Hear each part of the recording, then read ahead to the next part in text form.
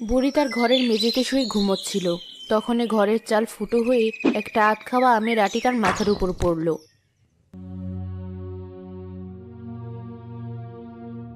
কে, কার এত বড় সাহস আমার বাড়িতে আমের আঁটি ছুঁড়ে মারে? আমার এত সুন্দর ঘুমটা ভেঙে দিল। দাঁড়া, তোদের সবাইকে দেখে নিচ্ছি এখনই।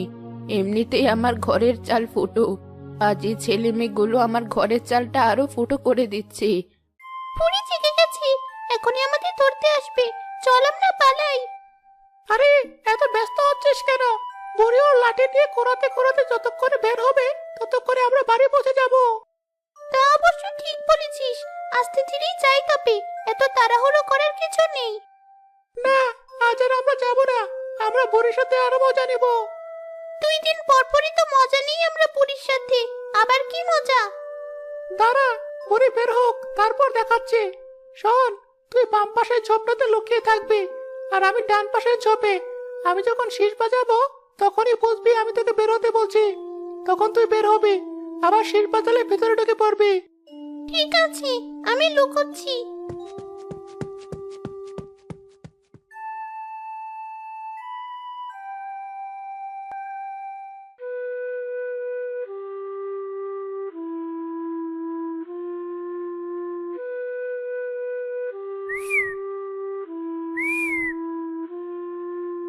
তুই আমার চালে ঢিল ছুঁড়েছিলি তাই না?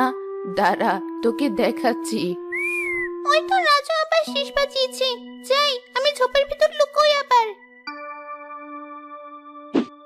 আ, আমার গায়ে ঢিল কে ছুড়লো? ওদিক থেকে শীষ বাজানোর শব্দ শুনলাম। আরেক বানর মনে হয় ওখানে লুকিয়ে আছে। যাই, আগে ওটাকে ধরি। রাজু আবার শেষ বাজিয়ে আমাকে বের হতে বলছে। যাই, আমি বের হই। এই যে বুড়ি, আমি এখানে, পারলে ধরো আমাকে। ওই বজ্জাত মেয়েটা আবার সামনে এসেছে। যাই, ওকেই আগে ধরি। যেটা লুকিয়ে আছে ওটাকে পরে ধরা যাবে। আমাদের কাউকে ধরতে পারবে না তুমি বুড়ি।